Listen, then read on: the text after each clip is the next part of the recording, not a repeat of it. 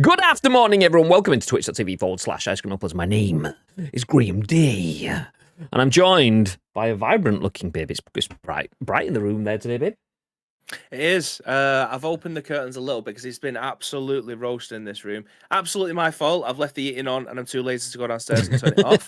But I've opened the window. The curtains are closed, but the blinds are open. So it is a little bit brighter. Plus, I've actually plugged in my goth lights, as Nietzsche calls them.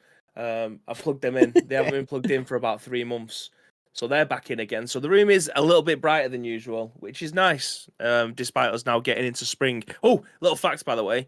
You guys probably already know this because you actually pay attention to seasons. I'm jumping over to the big bib screen since we've got an actual fact going on. Oof. Proper fact this. February 28th. Proper fact. Proper fact. February 28th. It won't go dark before 6 p.m. And then up until I think it's the beginning of October. That's when it starts to go dark again. So February 28th, it's basically summer for the entire year. Exactly. Nice. Exactly, Graham. It's my favorite part of the year. Like spring, I fucking love it. Like there's the little things that you don't know about. I do like taking in nice little beautiful things like trees starting to get the leaves back and stuff, because it just makes your back garden look nicer, makes the golf course look a little bit nicer. It's just nice to go walking around, taking my little boy out on his little trike and stuff like that, and enjoying parks and shit. Love all that stuff. So the fact that it's going to be lighter longer leaves me with more to do in the evening, because it is fucking boring, isn't it? And it's just a bit miserable. Boring. Like, don't get me wrong, I love deep winter. Like, not the bit now where it's cold and snowy, but not really enjoyable, because it's the early part of the year. Everyone's head down, cracking on with work. You've just made your way through that Blue Monday period, so you're trying to find good bits in life to keep you going. But like deep winter, where you've got the Christmas bit and everyone's happy and you've got the festive vibes and all that sort of stuff, and obviously my birthday and Bibby's birthday and Ice Cream Upload's birthday and everything, all within a month. I wondered where that was going to get you on there. All that stuff is good, but I'm definitely a summer kind of guy. Give me summer. Give me like nice strolls in the park, go out for a mooch, take a barbecue and have a burger somewhere. You don't fucking. I'm just going to stop and eat food here because I can. Yeah, definitely. Exactly. Definitely. Perfect. I love that stuff. Nice. Okay, I'm jumping to the split screen. Good morning-ish, Dr. Mike, the UK's #1. You goddamn right. The UK's #1 video game podcast. If we do say so ourselves. Right. Lake. Dead right. bag of shite. Walker? Where are you? Lake, welcome in, Lake. Tito is behind me, by the way. I've had to move Tito's face because he gets in the way of the light. So he is still there. He's just at the other side of the PUBG logo, so I'm hiding him, basically. I'm embarrassed about him. I'm sitting in front of him. So, yeah. No, we will get Tito's face back, because David sent me a link for something that was interesting. Something to control my infrared. So, if you missed it on Saturday, I control the light behind me. That's the only light that I have to control with an IR remote. David sent me a link to something that only costs like £5 off eBay, and it turns your IR lights. I've got... What? Big Ham! Thank you for the raid. This is usually where I would say I've been watching your stream, or I've had you on a tab somewhere, but I haven't. No, because you was playing Hogwarts. So I was like, nope, no spoilers. Get out. I don't want you spoiling this for me. I hope it was good, though. I hope you had fun. Like, same thing with 12ed. I dropped in 12ed stream late Sunday night. I think it was Saturday. And he was playing, so I was like, hi. He was like, hi. I was like, I'm going now, though. Spoilers. He was like, all right, bye. So, yeah, I hope you had fun. I did see your stream title saying something short stream, though, like that. So, it's not that short. You've had a good 3-4 hours-ish. What was it, 9-ish? So, yeah. Nice. Swoosh, welcome in, dude. Good afternoon. How we doing? I'll read. Pistol Mike, hey, thank you so much. I'm just 0.77 average viewers away from Philly. I really appreciate the help, guys. So for those that weren't around on Saturday, Pistol Mike dropped into the stream. He got a big strong vouch from P Honey, Phony Asteroid, because we don't tend to drop raids on people we don't know all the time, unless someone's streaming and we're finishing up and we're dropping on someone randomly. Bibby's going like supersonic. He's like supernova, should I say, like full on see-through now. So yeah, anyway, P Honey vouched for Pistol Mike, so we dropped in with a bit of a raid to try and get him to affiliate, because obviously you need 3 concurrent viewers, and it was a little bit of anything we could do to help. So if anyone does ever see Pistol Mike 791 in the chat, hi, streaming, do feel free to drop in. We can help push him up to that affiliate level. Let's go, baby. I just noticed on our Facebook page the link. That's what I'm on now. I'm just updating our link because it's it was twitch.tv/ice cream you. Nice. Ice cream. Missing the rest of it. So I was just like, okay, I'll update that now. Let's go. Hogwarts is good. It's good. I was just Pokemon hunting and breeding. What? Was you playing Pokemon stuff towards the end? What? A ghost. Yeah. Oh, Bibby's less transparent now. Is suddenly getting a bit more color in his face. Nice. King of Shotguns. Oh, thank you very much. But that's Nacho. But I'll take it. Whatever. Oh, you're not talking to me. Okay, nice. Hello, says Sheep. I'll read. Not Sheep Fragger. I thought it was a different Sheep. I thought Sheep Fragger had rebranded Sheep EU at one point in time, but it's definitely not. Different sheep. There's more than one sheep in the world. It's fine. Okay. Hi. How you doing? Yes. So anyway, yeah, we dropped. Oh no, I'll talk about the Pistol Mike thing. What were we talking about before Big Hand came in with a raid? I've completely gone off a tangent now. Raiding people that we don't necessarily know all the time. I was meaning before that, but I can't remember now. But yeah, we did raid Pistol Mike. So if anyone does want to drop in a Pistol Mike over the next few days, do feel free to. He's close. We got a voucher from P Honey, and he was good people. He has an absolutely ridiculously comfy chair. He's got like a push button remote controlled recliner chair that he uses as his stream chair, which like Chandler and Joey from Friends, but with electronics, no pull handles. God damn. You are king of UK #1 channel with Bibby. Kingers. Sheep Redeemed ask a question. Ooh, fire away. What would you like to know?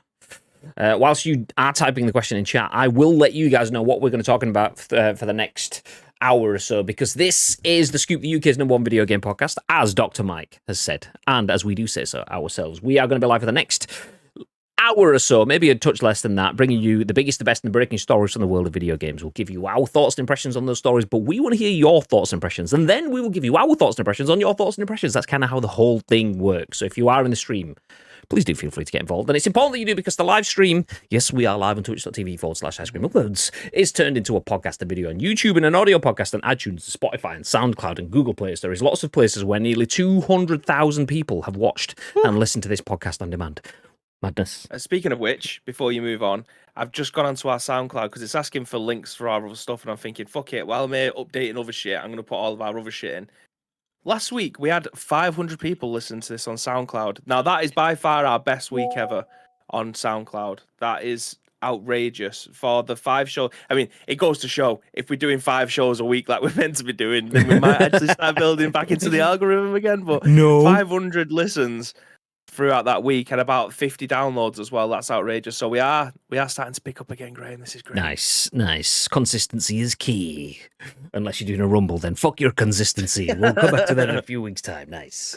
Have you guys ever played Tarkov? If not, would you like to? If you have, what are your thoughts on it? I haven't. I would like to, and I have watched quite a bit of it. We did actually have an article just last week, so I think it was Friday's show. So if you check back in the highlights on the channel, you'll be able to watch it, or go and watch it on YouTube. But we spoke about DMZ and Tarkov, which is Call of Duty's version of Tarkov, and then Krafton, the people behind PUBG, are working on, what was it called? Project Budget? Battle, I don't know, Project something or other, but they're basically working on a Tarkov-like game. I am very much open to the idea of Tarkov. It's basically the same sort of sentiment that keeps me attached to PUBG. It's the risk-reward stuff. The only thing is with PUBG, it's a bit more accessible in terms of, if I go in and die, it's only 30 minutes lost. Whereas Tarkov, that could be, I could go in and lose my entire loadout. That has taken me weeks to put together or whatever. But I am very much on board for it. I'm just killing my Slack because everyone's probably getting Slack noises. It's me, not you. Okay. What about you, babe? Tarkov? I love the thought of playing Tarkov, if I'm honest. I'm just so tight at the moment that I can't pick the game up. and I just don't have time to play that many games at this moment in time. So yeah, it's definitely a game that interests me. It's a game that I would like to play at some point. Just at this moment in time, I just don't have time. Yeah. There's too many games. I've still not played The Last of Us Part 2, although Tito does say, is it called PUBG? But no, Graham hasn't played it. Although I did see Tito in the Discord last night. I was hashtag influenced by Tito. I mean, I was also hashtag influenced by Lotus and hashtag influenced by Hamish and 12ed and every other fucker that I've seen out there playing some Hogwarts Legacy that I can't watch it. But every time, when you open up the channel and you see like 2 seconds of it going, someone's on a broom, and you close it down and get like, fuck now. Anyway, it was the final nail of the coffin was Tito's picture of him installing it on his Xbox. So I installed it on my PlayStation last night, and I thought I'm gonna play a bit of this.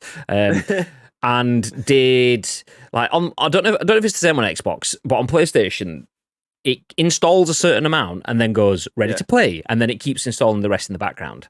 I did that first ready to play bit, expecting to be able to play through it and then jump into the main game. But I did the first playthrough bit.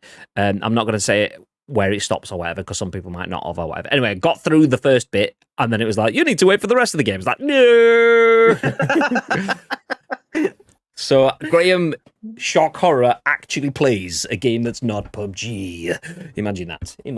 I don't believe it. Do you know what? Graham might play another game, though, next year. It might be EA Sports FC.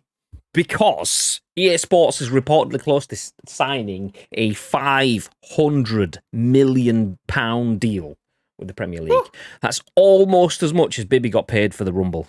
Almost, but not quite. Don't tell everyone. The new deal would begin as the FIFA series is rebranded EA FC. That's the lead story. We're going to talk about football games. We do like a good football chat on this channel, as well as other things. We'll take you through a bunch of other stuff, like a new game which was announced at the Game Awards in December, which has completely 100% passed me by, because the Game Awards was like December the 10th or whatever it was. I was birthday-ing. It was Bibby's birthday like the day before and stuff. And then I was in Bruges and we both had the weekend off. And then we were building up to Christmas. Plus we were all in the Rumble phase.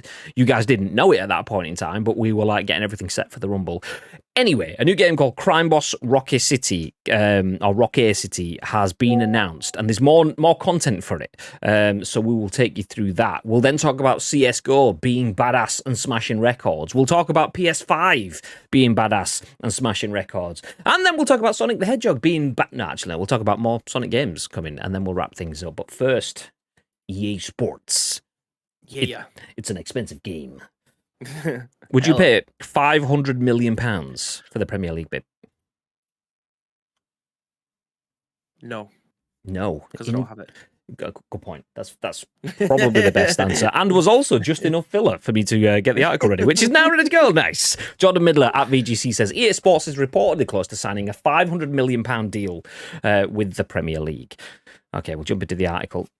Sky News reports that all 20 Premier League clubs have been made aware of the deal, which would last for 6 years and would be worth around about £488 million, according to those close to the deal.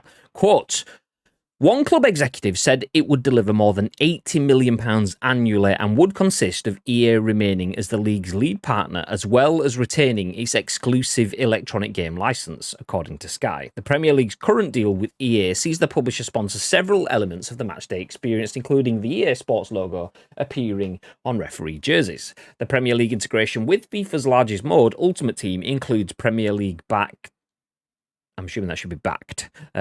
player awards appearing as special items in the mode. The deal could be similar to the one the company signed with the Spanish football league La Liga last year. EA's deal with La Liga includes title naming rights for all La Liga competitions, a complete rebrand of La Liga with EA Sports, including all logos, graphics, fonts, and other visual elements, while also delivering new in-game integration broadcast highlights and joint commitments to supporting grassroots initiatives. And then it talks about EA rebranding this year because they've just thought, fuck that, let's get rid of FIFA, but £500 million. Mm-hmm. Obviously, it's not your money. If you were spending EA's money, is that a good deal? We were talking about, what was it? Was it 4 or 6 billion that FIFA wanted for? Let's say it was 4. It could be 6, but let's say it was 4 billion. Would you spend 1/4 of that instead and get the Premier League. Thoughts, babe? Do you know what? I think I probably would. And again, because we live here in the UK and we understand what football means to the average fan, whether or not you are just a football fan or you are a fan of a Premier League team, it is the best in the world. It's something that affects pretty much our day-to-day lives. It's surreal, really. That's something that isn't based around your life. You have no influence on whatsoever, but it's just such a massive part of day-to-day life.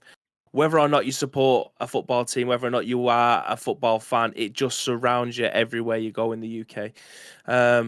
So I think for advertising, I think it's worth more than £500 million. I feel like that is probably a bargain. I know that sounds ridiculous because of the amount of money that's being weighed in at this point, but the fact that a video game can be advertised in every single Premier League ground, barring 2, which is obviously with eFootball, that is outrageous. It will literally be everywhere, whether or not it's on your TV, whether or not it's at a bus stop and it's being advertised when a new game comes out, whether or not you're at the football ground itself, whether or not you're in game. Like the advertising for EA Sports FC, whatever it's going to be called going forward, I think it is EA Sports FC. When they drop the FIFA license, it's going to be huge for them because this is the first game that they will have to market more than the last, and that is a breathtaking statement because FIFA is everywhere currently. It's everywhere. It will always be everywhere so long as they keep on making them. It will always be at the forefront of anyone's gaming eyesight because it will be, like I said, in stores, whether it be on the TV, whether or not it would be on the dashboard whenever you load into your console. Like it's always there. Now they're going to have to pay a stupid amount of money to be able to try and rebrand the FIFA game to EA Sports FC, and what better way than to try and secure the biggest league in the world? People can have an argument against that to say that it didn't have the quality that it once have. That's your opinion. I believe it's better than it's ever been in terms of teams being able to try and fight for the top 4. But having the Premier League being the most profitable league in the world, the most broadcast league in the world, is the one license, if any, they should be going for. It's such an interesting. Like, there's so many nuances, so many different angles to pick apart and so on. Like, the interesting one for me is, and this could be massively incorrect, I have not had this confirmed to me by EA at all, but there was, 10 years ago, conversations, rumblings about that license. So for those that don't know, myself and Bibi work with Konami through our work as Jelly Media, and that obviously has eFootball. So we naturally get lots of information that might not be true, might be true, might have some elements of truth. It's just a rumor mill. And one thing that came through the rumor mill about 10 years ago was that FIFA and EA Sports had signed the Premier League deal, but had signed it with one key function, and that was the first refusal sort of stuff. It's like, we want this license, and then next year when it expires, or 4 years is usually kind of the period that you go for, when it expires, we want first refusal. So before you offer it to our competitors, we have the option to extend our contract. And if that is the case, genius business. But when that was happening, the cost of that was floating around was about 15 million a year. It's now 500 million per year, which shows you a couple of things. One, how valuable video games are now and are seen by the rest of the world. Obviously, we have statistical data, evidence now that backs up that video games are the most profitable medium in existence. Make more money than music does, makes more money than films does, and the rest. So in that sense, that's not surprising. Also, because, video games are now more profitable, the price has gone up, but the way that people consume those video games has changed as well. So it's not just a case of a 50 quid throw down, it's 70 quid throw down, and then another 500 quid across the course of the year using your in-game purchases and so on. So there's so much more money there now. So 500 million for that compared to where we were 10 years ago, if it was 15 million, is obscene. But with how much that actually has an impact on EA, I don't think it's that obscene at all. That 500 million is a necessary cost to keep the biggest league in the world. We are privileged, as Bibby says. For us, it's on our doorstep. So we calling it the biggest league in the world isn't without any of that local bias, though. It factually is. It makes the most money. It has the most money in it. It attracts the biggest players. And aside from Barcelona and Real Madrid, and at some instances, Bayern Munich or Juventus and the Milan teams kind of thing. But even still, Bayern Munich, Juventus and Milan, I would say, are a step down from Barcelona and Madrid, which are the teams that can hit at the level of the Premier League or have been able to. But can they do that consistently going forward? I don't think they can. I think that has been eroded because it is the biggest in terms of most commercially valuable league in the world. So 500 million to secure that. To secure a league that now has Enzo Fernandez for 100 and whatever bajillion quid, that has Erling Haaland. Well, if you believe the column inches coming out of Liverpool, we'll have Kylian Mbappe in 5 minutes time. He's probably going to Real Madrid. He's not the hottest prospect anymore, but I think he's probably one of the most informed strikers in the world with Marcus Rashford. Like, he's a hometown hero in Manchester, and Manchester United are becoming a force that they once was. I mean, I said that with bated breath, but 5 months into we're picked up on the eyes closing in the. The 5 months into a new project, and you've got to say that it's a raging success at this moment in time. And I feel like the wheels are only just starting to get turned over in Salford. But Sorry, it's a cat just talking over you. A what? A cat. What do you mean? Meow. It's not your end. Spike's just. It's still going. The cat is back. Meow. Oh, I thought you meant my cat was like on the back of a chair here. No, we don't get Coco Cam anymore. Absolutely. No, we don't. She's outside somewhere, pissing about. But yeah, I feel like in terms of money spent, the amount of access that they're going to be able to get to the squads, to the players, to make their adverts and stuff like that. You see it all the time before a BT Sports match or a Sky Sports match where they do the walk up to the camera, or there'll be like there's an advert going around at the moment for the Merseyside derby tonight, where you'll have players just coming up to the camera going, "Come on, Everton!" Like, that kind of thing. Like, having all of that access to be able to create the media at will is just invaluable money to be spent. Yeah, 100%. And this is where the difference is. Spike, thank you very much for that. 36 months is madness. 3 full years is ridiculous. Thank you very much, Spike. We appreciate you. I hope you're doing very well. Bobby admitting United are a force, like watching a man peel off a large scab slowly. It's all right. It's usually the other way around. It's usually me going, "Oh, shit, you're fucking great." Bobby, Bibby, stupid fuck. Do you know what? I think it's still there. Exclamation mark. It's all right, Spike. You are not the first. There you go. Exclamation mark Bobby. Feck off autocorrect. I meant to type Bibby, not Bobby. Exactly. We've all done it many times, so you're okay. Yeah, the difference is, though, 4 billion or 6 billion or whatever that FIFA wanted was just to be seen with cool people. Literally, that's all it was. You are paying to put my name on your product. You are paying to be seen close to FIFA. You are paying to have the World Cup every 4 years, and then the Club World Cup or whatever fucking shit that comes with it as well. You are paying for that. You don't get access to clubs. You do not get access to players. You get access to a couple of names and a couple of tournaments. Mm-hmm. That's it. £500 million with the Premier League, though, is different. Mm-hmm. You get, at 15 minutes, I think it is, in every game on Sky, it flashes up. As soon as it hits 15 minutes, it's pre-programmed, so it's not someone even pushing a button. It flashes up saying the time, sponsored by, like, it used to be Hublot or whatever. It's now EA Sports has their thing on 15 minutes. It might be 15, 30, 45. I don't know. If not, it's just 15 and 30, and then the same thing in the second half. 15 minutes in, 15 minutes before the end. So you get name checks.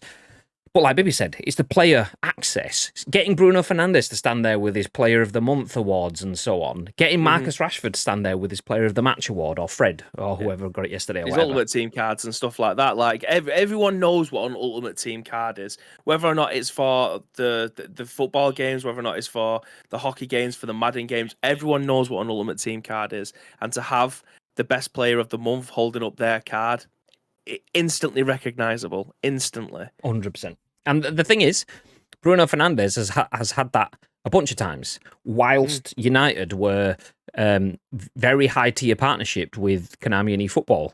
that's like, okay, we'll take your stuff and make it our stuff, which is once again £500 million spent that gives them a benefit in a different way. So 500 million is an obscene amount of money, but the amount of benefits, column inches, owning the mind share of so many what's engaged players. Owning that mind share is 500 million easy and more. To be able to be that brand in that space, to pay to keep that status quo. Yep. EA, all day I would spend that if I was EA. It's a stupid amount of money, but they will get a stupider amount of money back. I know that's not a word, but we'll go with it. It's a day's worth of transactions in Ultimate Team. They just need to drop a new icon or something like that, and they'll get that back easily. It's money that they just have tucked down the back of their sofa. They're not bothered about spending that. If someone is going to say, we could do it for maybe, I don't know, 500 mil, they would have gone. Oh, people getting ads. Oh no. Sorry, boys.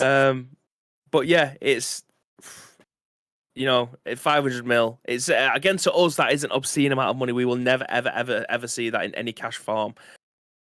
But I do feel like it's an absolute bargain for them guys over there. Yeah. Like it's like I say, it's market dominance. It's the lion's share of the footballing market with the best league in the world, in my opinion. Easy money. Yeah, definitely. Absolutely bang on. You'd take this deal all day, every day. EA did naff all with a World Cup license this year. Really disappointing, says Tito. Do you know what? There was...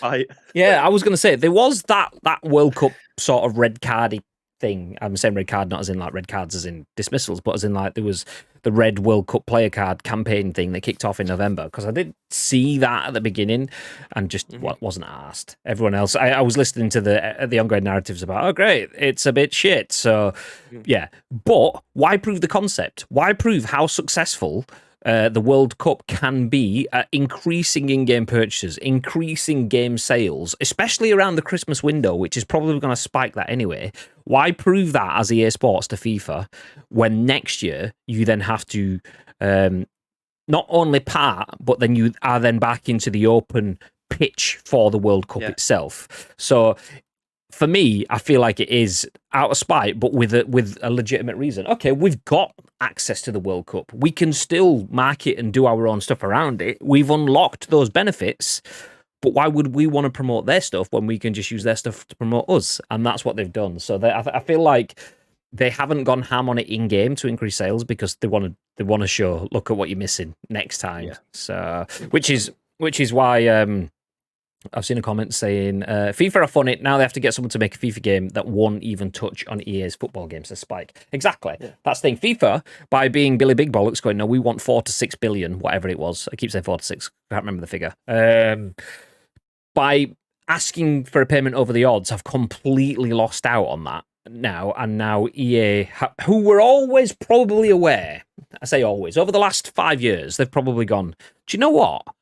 We're the bigger FIFA. Our FIFA is bigger than FIFA. So FIFA the game doesn't really need FIFA the organisation anymore. But do you know what? Let's just keep paying for it anyway, because it'd be an awkward conversation. I mean, what even do we change the name to? EA Sports FC? It's not bad. People are still going to call it FIFA anyway. So do you know what? We'll just pay it. It's fine. We don't have to mess up paperwork. We don't have to mess up relationships. We don't have to get used to a new normal. Let's keep it as it is. And then FIFA went, 6 billion, mate. And they went, okay, do you know that new normal? Maybe it's coming around a bit quicker than we were expecting. So, yeah, but now FIFA, like, instantly we're like, well, it means that we could sign new deals with other people to push the envelope. We can make football gaming more accessible and better than it ever was before. The first game they announced was a Roblox crossover that was pushing Visa MasterCard stuff, and it's like, to be put, that's absolutely hilarious, but for us anyway, because we're not the target audience for Roblox, but it's got millions of, I don't even know what the average age of a Roblox player is. Call it 5 to 12. The new generation of football enthusiasts, they'll know what FIFA is now, but they'll still put 2 and 2 together. It's like parents walking into the shop this year to go and buy the new EA Sports FC game. They're still going to be looking for FIFA because that's all they've known. They've got no interest in video games whatsoever, but the kids or their partners are all massive gaming fans, so they might go out and get it in for the I don't know, birthday or Christmas or whatever, and then they're still looking for FIFA on the shelves and then realise that it isn't going to be there anymore. So we should definitely capitalise on this situation, because we found out during the Xbox One X, Series X, X1, Xbox One scenario that parents bought the wrong thing because they didn't know. We need to create an Ice Cream Uploads football game called FIFA, Feefer, FIFA. And then make sure all the game guys are on board. Look, we will give you a kickback. Every copy that gets sold, we'll give you some. So when some mum and dad come in and say, have you got a copy of that FIFA? We go, yeah, of course we have, mate. There you go. Bosh. Easy dubs. That's it. We'll be 500 million deals before the end of the year. So who's that fat lad on the front of it? Why is he on the front cover? He's not a footballer, is he? No, yeah, he is. Don't worry about it. Me and you as cover stars. That in-game like lobby where you used to get like Ronaldinho in the pre-match arena. Yeah. It'd just be like me running, kick the ball, take 2 steps, and then stop. There'll be a video of me trying to do kick-ups in the studio after like a 20-hour stream and try not to smash the fucking roof off. Just playing in the background on loop. Nice. Sorry for the ads, by the way. Swoosh and Lake. The ads are turned on again for a month. I must admit that. Not that we ever hide it. We often turn it off if it's pointless. If it's not going to do anything that has an impact on the channel, like for the sake of a couple of quid here and there, we turn it off. However, we had a really great January because of the Rumble and stuff like that, so we have a good ads offer at the moment. So apologies for anyone that isn't a sub. You will get ads when watching the stream this month because they are turned on. So apologies for that, but it is worthwhile to the channel. It does give us some revenue this month that we'll put it back in. It'll probably be turned off again at the end of the month, by end of March or whatever. So it shouldn't actually start until the 1st of March, but I bet Twitch have gone, let's put it live now because you know what it's like. So yeah, apologies for non-subs. Ads will be there. Apologies, but you know, Bibby needs paying for. You know what he's like. Absolutely. You know what he's like. They could have done a collectible Panini style sticker book, but no, nothing. Exactly. Literally, genuinely, that is the most basic idea that someone could come up with, Tito. But do you know that idea that you came up with? It's the best. It's as simple as that. However, I do believe there is issues with that. As far as I am aware, that stuff used to exist in EA. Once again, football rumour mill that may have come from true conversations with devs or may have just come through something. As far as I'm aware, that was something that they actually got a cease and desist on from Panini in the past. So they used to have sticker book stuff in-game. And I could be wrong.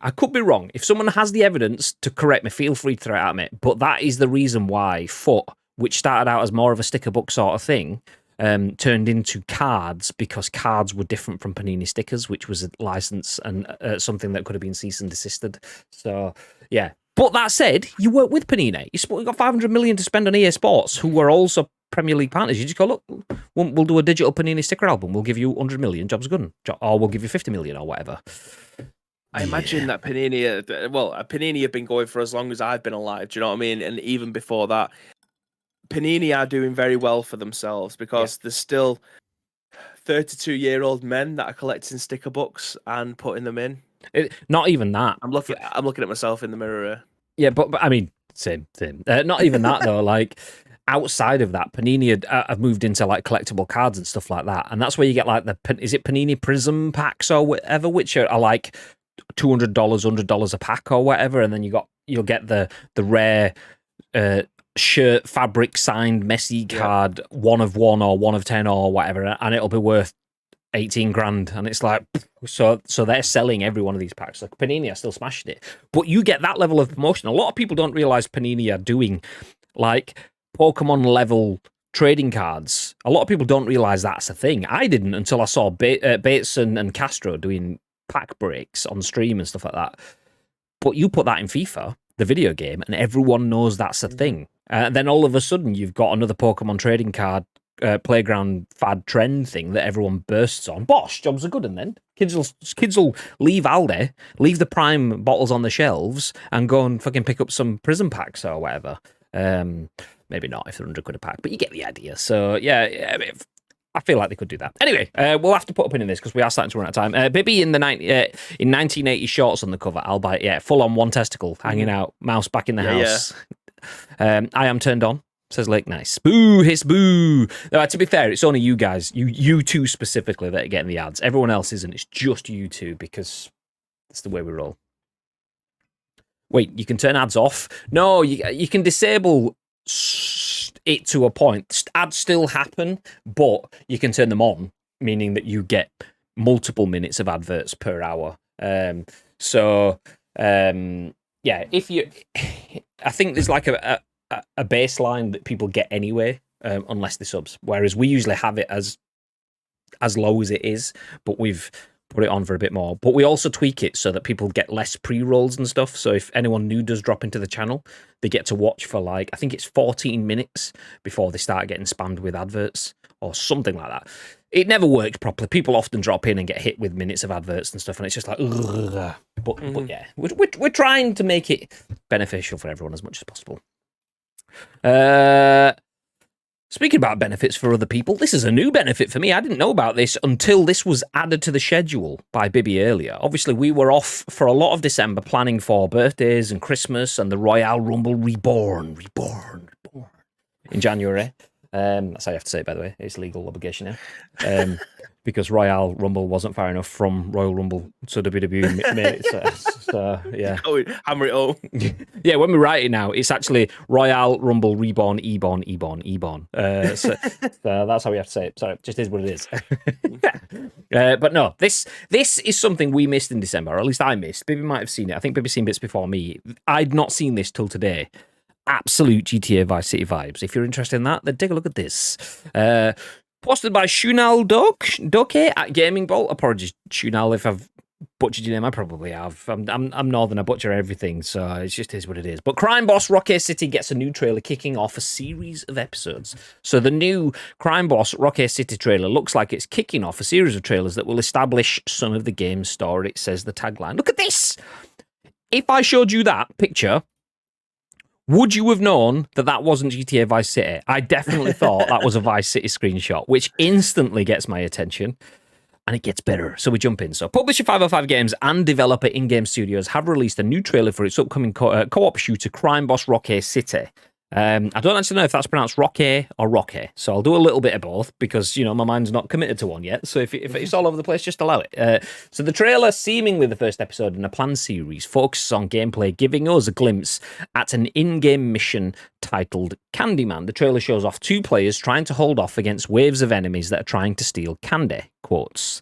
The players have to protect this candy by any means necessary and are equipped. I'll say that again. And are equipped with an impressive arsenal to accomplish this goal. Unfortunately, the mission ends in failure with a special cutscene playing where the game's star-studded cast of characters, and it is, by the way, a star-studded cast, discuss the failure. The trailer gives us our longest continuous look at Crime Boss Rockay City's shooter gameplay yet, and while not too much was shown, more was revealed in an earlier gameplay trailer.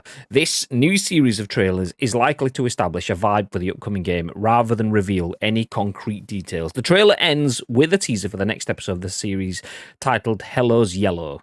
Crime Boss Rockay City is slated for release on March 28th and will be coming to PC, PS5, and Xbox Series X and S.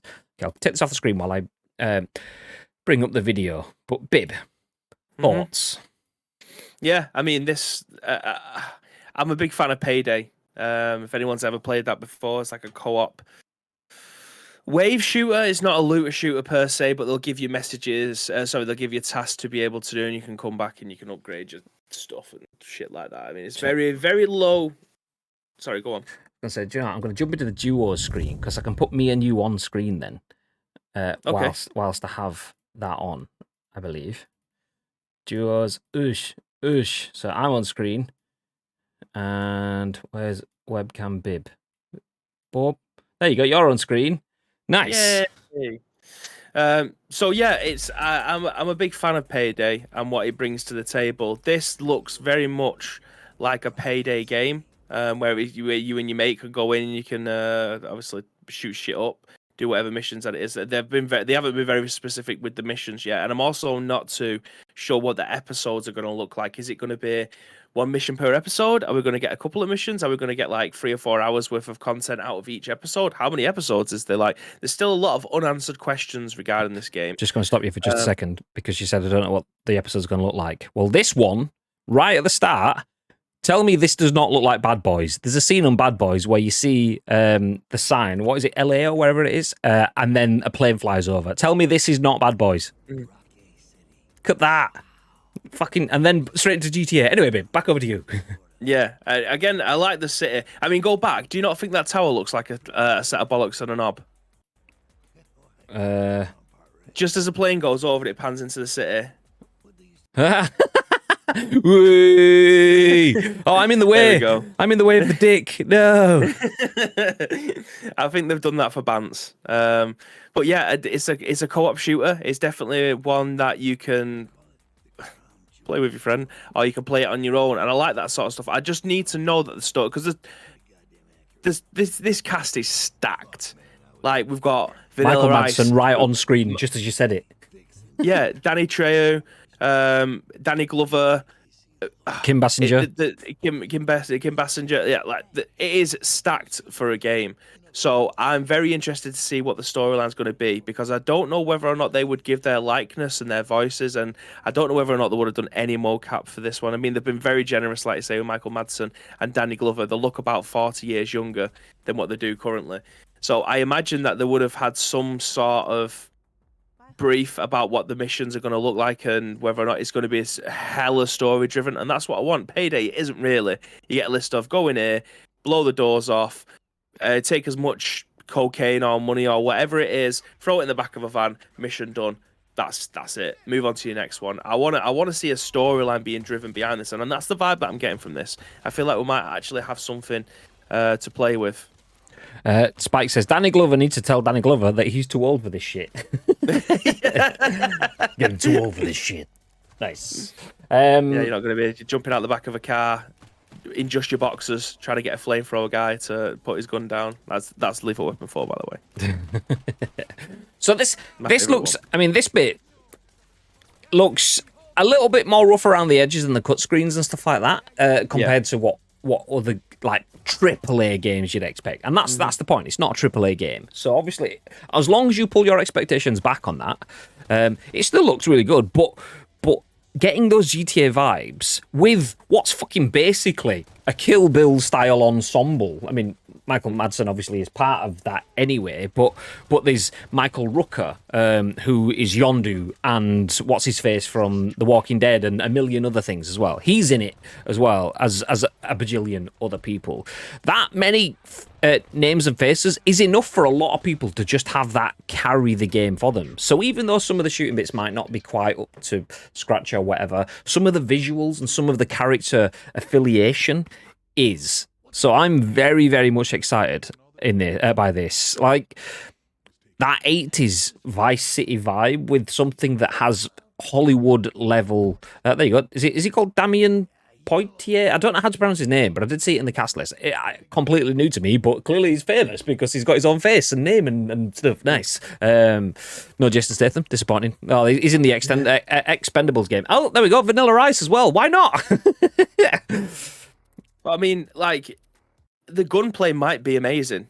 Like, visually, it might look like a Nintendo Switch game or an early PS4 game or something like that. But if the gunplay is really tight, then again, with the graphics of the cutscenes, the storyline, the famous actors that are in it, that all gets carried. Like, there's no question that I think this game might be a success, providing that it's not priced at £70. I feel like it might be too high for this. I definitely feel like this is probably a £35-40 game max, but they might be able to put an argument forward because of the amount of famous people that are in it that it might be pushed to 60. But from what I'm seeing, I do think this is probably like a £40 game, and I'd be happy to pay that for this type of game. Same sentiment, although I'd say $49.99 as opposed to like a $69.99 sort of thing. I feel like this could be a 40 to 50 quid game rather than 30 to 40 to me, potentially off of the potential, off of the promise that it offers, and it's got Vanilla Ice in it. So, Vanilla Ice, what is this? A game for people my age? It is exactly. Yeah. Fair play to them, managed to put a cast together older than me. But that's the point, though. If you're going for that sort of 80s vibe, you need a cast that's going to speak to those people. And that kind of works perfectly with it. Vanilla Ice in the 80s, yeah, he wasn't really in Vice City, and he was more 90s, I suppose, but he was there late 80s. So the audience that are going to be picking up this game and playing it off the bat, for a game like this, the thing you can't do is what GTA does and expect everyone to buy it. If it does expand beyond its boundaries, that is exceptional. However, what they've done is isolated the audience that they want to speak directly to and are pushing at that. So getting Michael Madsen, who's an old actor now, getting Kim Basinger, however you pronounce it, who's an old actress now, Danny Trejo, obviously an old dude now, Vanilla Ice, old dude now. Like you get the idea. These are all people that are, in the nicest possible way, getting on a bit. But they all have had in different verticals massive careers. So yeah, they will speak directly to the target audience. 80s vibe doesn't mean 8-year-old cast. I mean, it does. It clearly does. It just you've just seen it there. I mean, I do agree with that, but at the same time, can you see someone like Tom Holland being in this type of thing? I can't imagine watching Tom Holland as he is now. Maybe in 10 years' time, but I can't imagine him now with the age that he is playing something in an 80s inspired thing. I don't know why. As soon as I think of something that's like based around the 80s, I can only see like 40-year-olds and more playing him at this moment in time. Like, I just can't see any younger people playing those roles convincingly anyway. I mean, it sounds ridiculous, and I fully understand that with the words that are coming out of my mouth, but I don't know. It'd feel jarring to me. I feel like it'd have to be middle-aged people playing those roles, and that's exactly what you're getting with this cast at this moment in time. Like, it's the cast that you see now are people that probably represented those roles in the 80s. Yeah, so just have a quick look. Michael Madsen is 65 years old. The 80s, 1980 was 43 years ago, so he would have been 22. Kim Basinger, 69, so also in her 20s. So in that sort of sense, the people that were making the column inches and the headlines back then were these people. So it does kind of fit in to have those actors and actresses, but putting them in and de-aging them and dropping them back in the same way that Indiana Jones, for a lot of the new film, I say a lot, for some of the scenes, obviously no one's seen it, but some of the scenes, Harrison Ford has been de-aged quite a lot. Same sort of thing, throw it back. They will be doing that for a different thing, not because they're playing younger versions of themselves, but they're playing younger versions of themselves in a different sort of sense. So Michael Madsen has been in massive films in the 90s with like Quentin Tarantino films, Reservoir Dogs and so on, massive films in the 2000s. I mean, I mentioned Kill Bill, he was in Kill Bill and so on. So Kim Basinger's a bajillion and one films over the years. Danny Trejo has been in some god-awful films and some fucking wonderfully amazing films, but they all kind of speak. I mean, Danny Trejo's got to be a bit older though, right? Or he's got to be early 70s. 100%. Late 70s, 78. Ooh. Really? Yeah. Ooh. I wouldn't have put that many years on him, but yeah, the facts don't lie. So yeah, great ensemble. Definitely happy to see all of these people in a game. And like Spike says there, Danny Trejo is a legend. Every single one of these actors and actresses is a legend for different reasons. Like Danny Trejo has been in some horrible films. He's like Samuel L. Jackson was like the most commissioned man in Hollywood because he was doing anything and everything at one point in time. Obviously, he gets big money movies, but for every fucking Nick Fury, there is a Snakes on a Plane film, and worse. I mean, he was in Coming to America, for God's sake. Most people don't even realise, kind of thing. Yeah, a little cameo on it. Yeah. So he was in oh shit, the smallest part was it? It wasn't Casino. Goodfellas. He was in Goodfellas for about 2 scenes, maybe.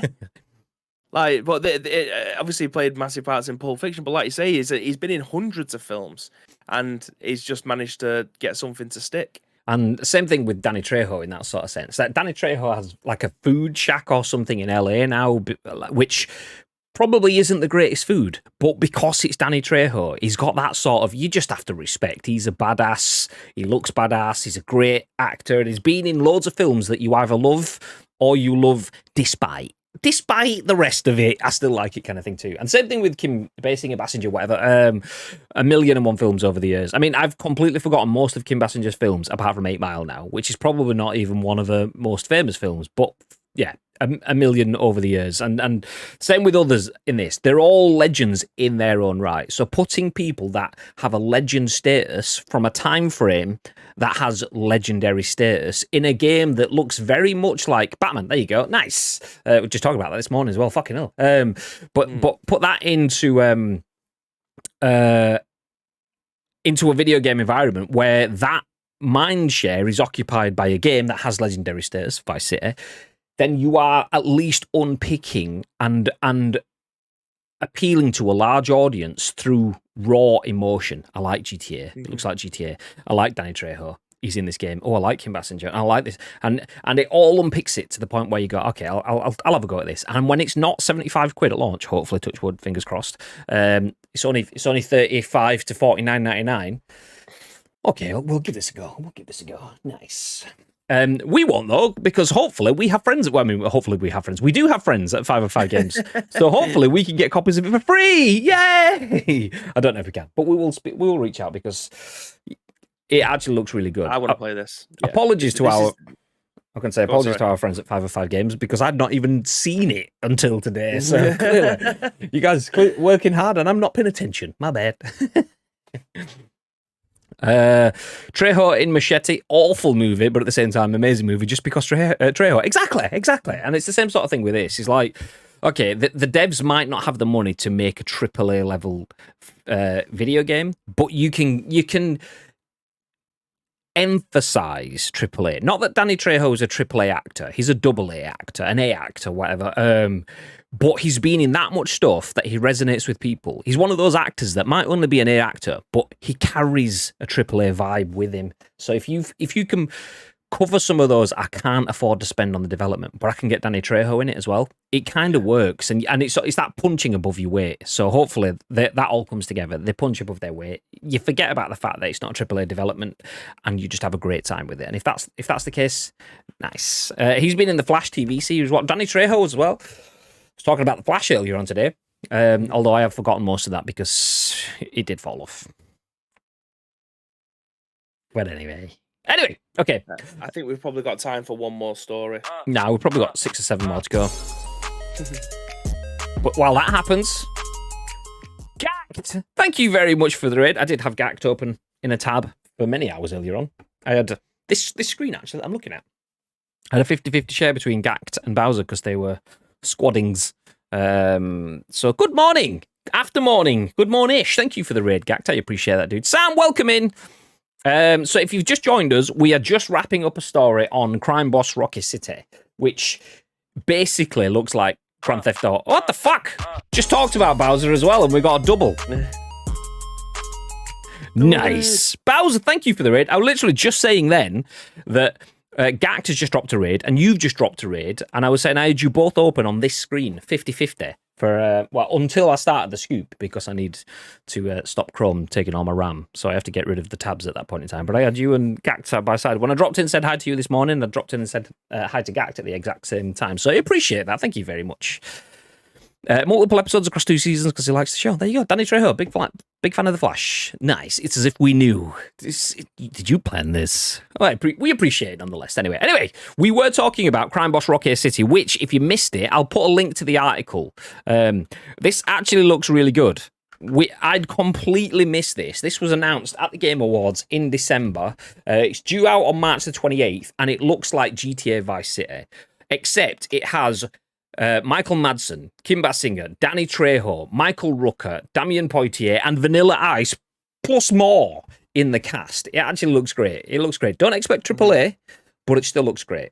And I'd completely missed this until this morning, so that's what we're talking about. That before that, We also spoke about EA Sports spending £500 million to get the Premier League deal, but that conversation's done now. So if you want to see that bit back, you can check it out on YouTube and in the stream on demand once we're finished. But now, though, we've got time for one more. What we're thinking, we've got CSGO breaking records, PS5 selling a lot, or 2D Sonic games. I want a Sonic article, Graham. I feel like that's the one I want to run with. I mean, you've got Sonic sat behind you, so that's kind of par for the course. Big fan of Sonic.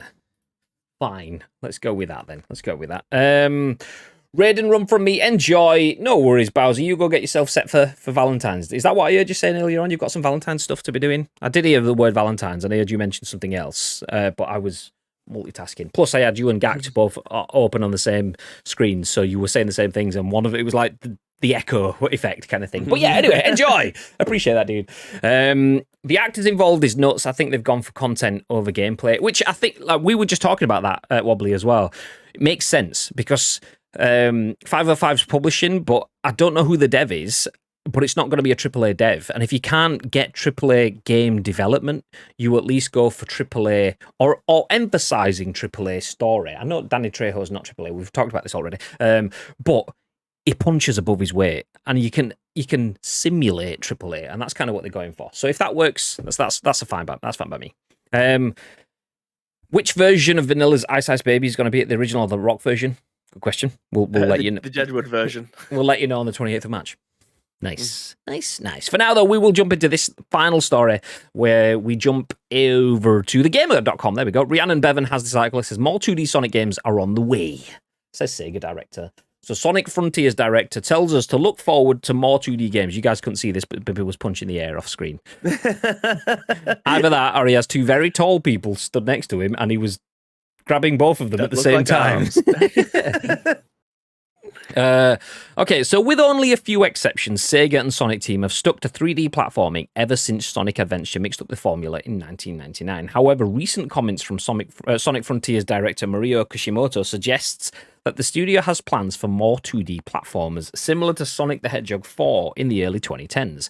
In fact, Kishimoto seems to suggest that Sega could partner with Sonic 4's developer Dimps once more. In a response to a fan, the Frontiers director name drops Dimps, even telling players to, quote, look forward to games similar to what his studio has made in the past. This exchange came about when Kishimoto was asked about the possibility of another Sega Dimps collaboration, with the last one being the development of Sonic the Hedgehog 4 Episode 2. In response, Kishimoto gives classic Sonic fans a lot to get excited about. Quote, it's a Sonic game made by Dimps, says Kishimoto in a tweet that has been automatically translated from Japanese. Quote, in addition to 3D Sonic games, Sonic games have also have side-scrolling Sonic games, so please look forward to them. Without a proper translation, it's not clear what exactly is being said, but even if we just go by this, we can tell that Sega is thinking about making another side-scrolling Sonic game, with Kishimoto telling us to look forward to new titles similar to Sonic 4. Given the success of Sonic Mania, I'm going to get rid of that video in the bottom corner that's absolutely raving away. With the success of Sonic Mania, it's odd that we haven't heard anything about a new classic Sonic game until now. While Sonic Frontiers is the talk of the town right now, there's clearly still a lot of interest in the series' retro route, should I say, and the developers who know how to handle it. We can, however, say with a degree of certainty that the classic Sonic games will be shown some more love this year. Just a few days ago, an age rating for Sonic Origins Plus was spotted online. Okay, we'll put a pin in that.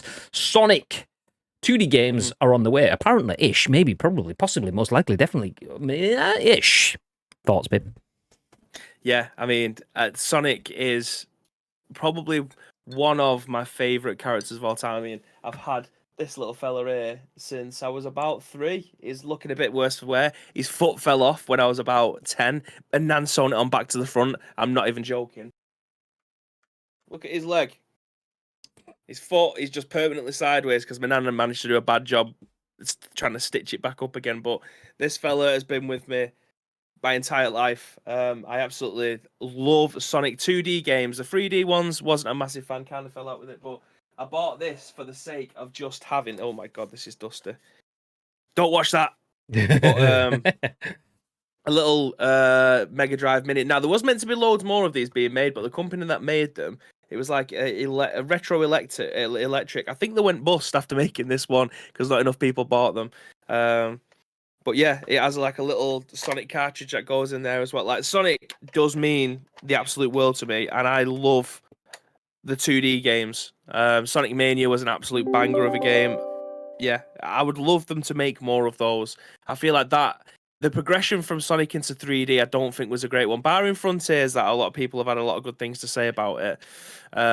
I don't believe, in my personal opinion, that it had a great time moving into a 3D game.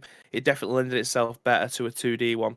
So having more 2D Sonic games, I think that will bring the nostalgia back for people who obviously adored Sonic growing up, as well as people who just like a good old platforming game. Like again, I don't think they get made as well as they used to. The best part about the Astrobot was the fact that we ended up having an adventure platformer game again. Fair enough. It was a 3D game, and it was done extremely well. But I think there's definitely a market there somewhere for us to be able to have those types of games again, and I feel like Sonic 110% lends itself to that. Yeah, like what is it? Is it .mu that made Streets of Rage 4 and then did a Turtles game as well? Yeah. So there's definitely games that have good case in point for having that retro vibe, but postmodern, retro in a modern world. Definitely a big fan of that. So seeing more of that. I do hope they stick with the 3D Sonic stuff. So Sonic Frontiers was a game that Sonic fans absolutely adored, and a lot of other people thought was okay. Not it was bad, not that it was exceptionally great, but it satisfied a lot of people, but didn't. Well, obviously, it wasn't The Last of Us HBO. Let's put it that way. It's something that's completely taking over the world. But I like the idea of Sonic Frontiers taking Sonic and making it a bit more what I want from a Pokemon game. Not just bright, high colour palettes, but something a little bit more realistic, but 3D, but still cartoony. And Sonic Frontiers has done a lot. I feel like that's a good start, and it's a game that I've not played, but I want to play just from the bits that I've seen. I mean, I've watched quite a lot of it in terms of it's been at Gamescom, and there was another event that it was at. So I just stood at the booths watching people play it, and it looks great. It looks great. I've watched reviews on it and so on. I want to spend some time. It's not PUBG, so I'm not going to ever spend any time playing it ever. But if I was to play a game, I'd like to play that. So if they stick with the 3D as well as the 2D, it can coexist. We see that with Mario. Mario does both. We get 2D Marios, although it's been a while. We get Paper Marios, we get 3D Marios, and all the rest. Sonic can do that too, especially now they've revitalized it with film, TV, and the rest. Yeah, give us both sorts of Sonic games. Look after both audiences, yes, please. Nice. The rock version is also genuine because he switched to rock from rap. There you go, nice. Sonic N remake? No, David, I think you are the only person in the entire world that played Sonic on the N-Gage. I do not believe. You know what? I didn't know until maybe 2 weeks ago that there was an actual Elder Scrolls game on the N-Gage. What? I had no idea. Yeah, there was an Elder Scrolls game on there. So Bibby's bought 6 copies of it since then, by the way. Absolutely, yeah. Sonic has quite literally been stitched up by your nan. Hey, your nan! Like genuinely, like he's just got stitch marks all over his back where the stuff in the starts are falling out. Like he's been through the war. He's up there now. You like to pass things down to your children and stuff like that. He's going nowhere. He's going nowhere near Joseph because he'd rip his head off on his other foot. It's all right. You can get your nan to stitch it back on again. Yeah. Sonic has dropped a foot. Sonic died after Sonic 3 and Knuckles. Do you know what? I agree with that sentiment to a point. I do. I know a lot of people that played Sonic 4 when it came out. Chloe was like newbornish at that point in time, and it was one of those games that I'll find time, but when you're a new parent you don't find time for anything until you realise 6 years later that fuck I didn't find time. so Sonic 4 was something. Yeah, exactly. You know. So Sonic 4 was a game that I wanted to play, and a lot of people said it was decent, but I never played it. So that's why Sonic Frontiers kind of hits the spot for me in terms of it. Sonic becomes cool again in that sense. Like I was always a Sonic over Mario. My house was always Sonic over Mario. We had Mario, we played Mario, we had SNES and stuff like that, but Sonic was always preferred. I got a NES because I wanted a Mega Drive. Yeah. So, Spinball is the best Psych game. That's twice you've said Psych. Sonic Spinball Sonic Spinball is a game that I will play if there's no other Sonic games to play.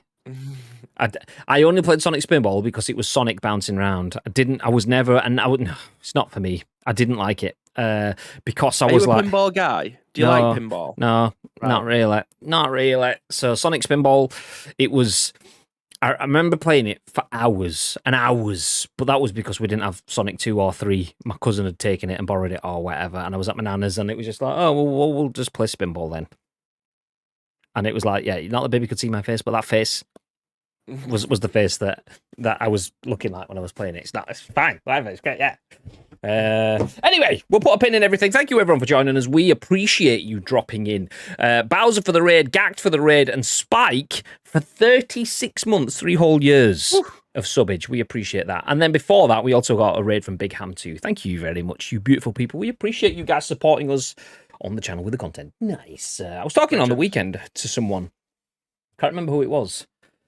I don't know if it was on stream. I think it was text, and someone was talking about growth of the channel or someone. This is actually a serious point. I'm not bantering, by the way. And the gist of what I was saying was, if we were making a channel to just be successful on Twitch, we wouldn't do a podcast, a video game podcast live, because it's not where all the viewers are. You go for your headline games and you do all your big releases and things like that. But we like making video game content. It's like this news show no one else is doing, and we can't get it anywhere else, so we might as well do it ourselves. And the fact that there's a bunch of people still sat here watching us do this is very, very much appreciated. We know that you could just go off and watch the Triggermeister rat people to death. No, you can't now because it's half term. But still, you get what I'm saying. You could do that. But the fact that you're still here, we appreciate it, because we make this content for us and for you, and the fact that you're enjoying it is nice. So we appreciate you sticking around. Anyway, we are going to disappear. We will drop a raid on one of our friends. But before that happens, Mr. Bib, anything you want to say? Yes, again, thank you very much to each and every one of you that have joined us for today's episode of The Scoop. We still have 4 more later this week, so if you want to help shape either of those shows, there is 2 ways that you can do so. First of all, find us on social media. It is at Ice Cream Uploads across all major social media platforms, or alternatively, get involved with our Discord. If you're watching this on any of our on-demand services, go into the description below. All the links that you require will be listed there, but all we need from you is a URL plus your thoughts and opinions. We will then give you our thoughts and opinions on the very next show, which will be what time tomorrow, Mr. Graham Day? Well, that will be 10 a.m. Ish. 10 a.m. Ish. Do you know what? We're gonna do the same thing we did on Saturday. I can see that Pistol Mike is live. Pistol Mike has 4 concurrent viewers, which big wins. Pistol Mike is live with 4 viewers, which is enough for him to be a Twitch affiliate. That's what he's striving for. However, we drop a raid on him, and if as many of you guys can stick around for as long as possible, that will help him push his viewers up. He's only 0.77 viewers down on his target. So if we can get a bunch of people in there to just sit around and wait for a couple of hours while they play some game, he'll be an affiliate in no time, and then he could carry on with his content creation journey. So stay where you are. We'll drop a raid on Pistol Mike, and we'll all high five as we disappear off into the sunset. But from us, though, have yourselves a beautiful day. Enjoy Pistol Mike's stream, and until next time, people, what they got to do? Stay frosty.